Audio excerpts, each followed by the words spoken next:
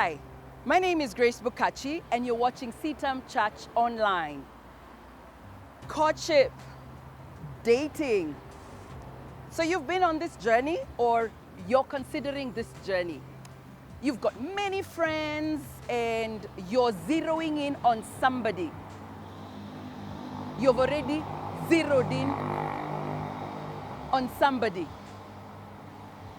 I talked in the other ones, the previous videos, on courtship, the place of having an accountability partner. That was last week. And before that, I mentioned the importance of, let me read them so that we just get this right. Having had a disagreement. Yes, you can't be in a courtship relationship and not have had a disagreement and solved it. If you haven't, I am asking you, don't make up a fight. No. Have different sides and see how you solve, how you come to an understanding. Because if you're preparing for marriage, surely you cannot be a yes person all the time. She asks something, you say yes, just because you want her to marry you. Say no, so that she knows what it is, what you look like when you say no, okay? Be real, R-E-A-L, real. Please, let's be real. And I know as Christians, as believers, we really love to quote and extend mercy very good.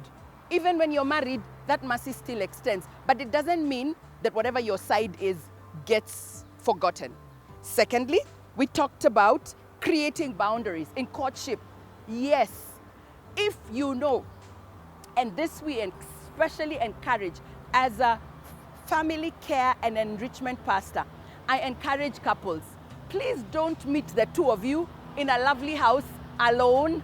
Your bodies are going to get very hot for one another. Yes. And then you will say, I don't know how we became intimate. That is what a boundary line is. You say, we will meet. Okay, you may not meet. In Nairobi, we have a place called Uhuru Park or Central Park, or I don't know what other park. Oh, Karura is a beautiful place to go walking. Open places. Or perhaps, I talked about it last week, find an accountability couple whom you can go to their house and have a discussion. Why? It just helps to cool your temperatures. Keep the temperatures for after you say I do.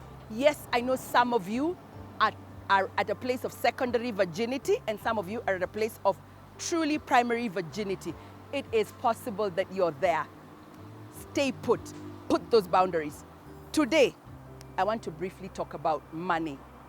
If you're in a courtship situation, you're dating one another, and you go out to a restaurant or a kibanda, bandanski, today it's your turn to pay, tomorrow it's his turn, okay? Share the responsibilities.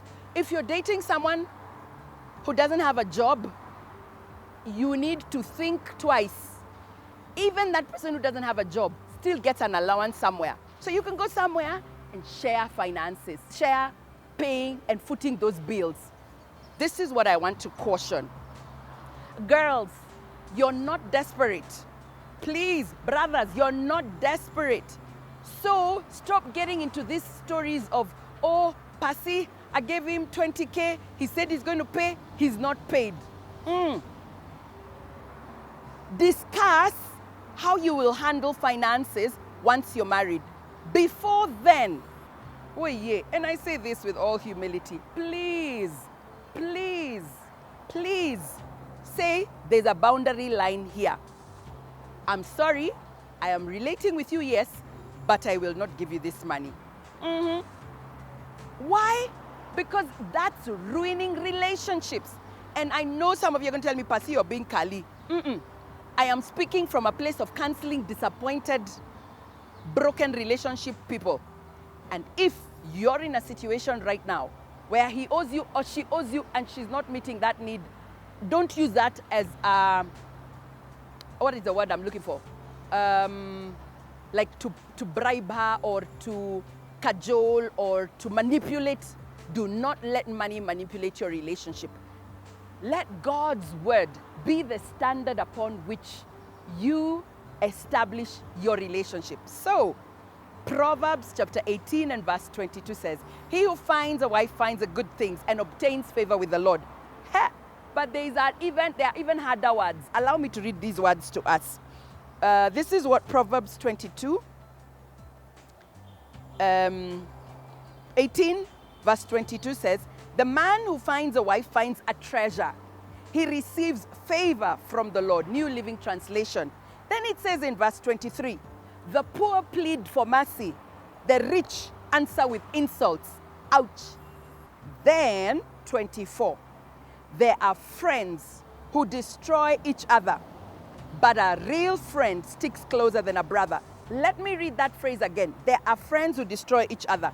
You could destroy your relationship with money. Yes. Please, young lady, please, young man, date, court that person within your means. If you're able to drive and go to a place, that's okay. If you're kibandansky is the term in Kenya for a place like an open air, little lovely cafe place that you go and sit and you have a meal or a snack or a drink. If that is where you are within your financial limitation, court within those lines. I hope I have said something that will help. I look forward to hearing from you on this video and this discussion on CITAM Church Online next time. Please subscribe. If you haven't hit that button, hit it. Also, talk back. Tell me, Pasi, ouch. Yes, I want to know I ouched you.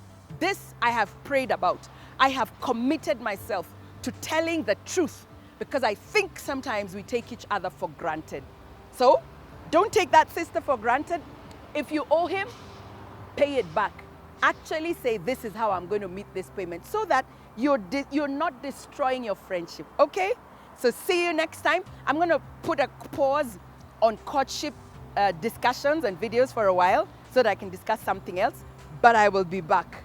God bless you.